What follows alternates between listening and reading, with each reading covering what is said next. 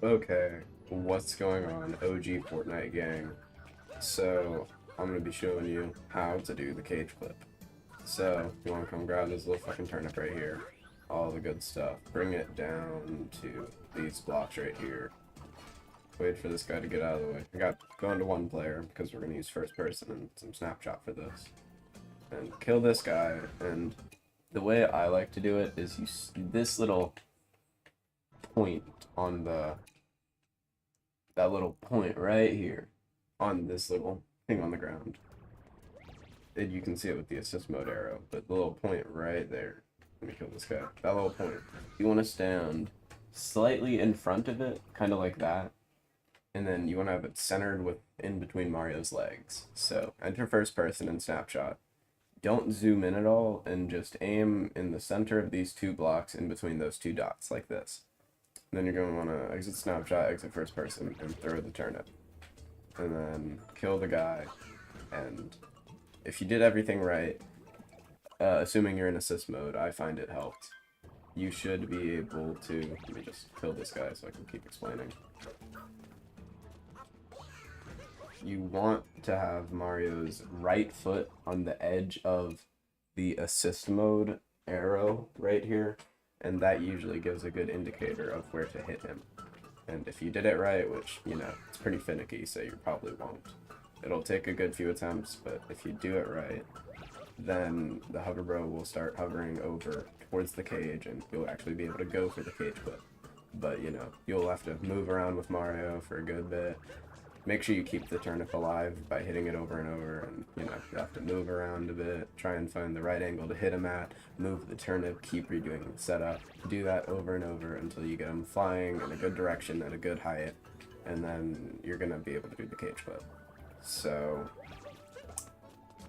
I don't have the good turnip position right now, so I'm going to cut to a point where I do, and I'm going to explain the actual clip part of it, so.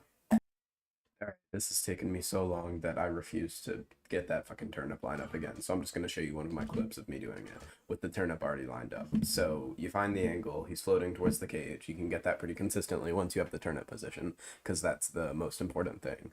And what you want to do is come stand up on the cage, turn around, and when he's hovering towards you, you want to wait for him to touch the cage and start sliding over.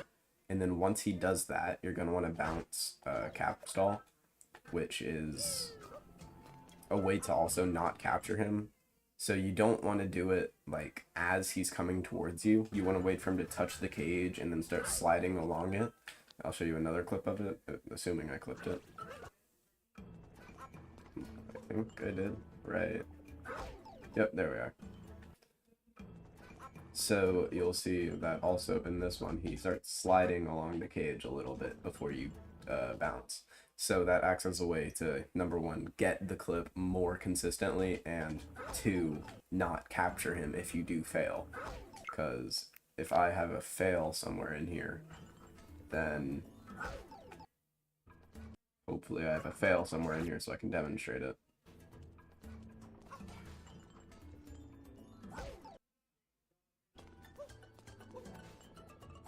Alright, so there, let me just, so you see that I didn't wait for him to slide along the cage, and I did it as he was still moving towards it, so not only did I not get the clip, but I also captured him. So, it's kind of varying on where the pan bro is going, where he's hovering to.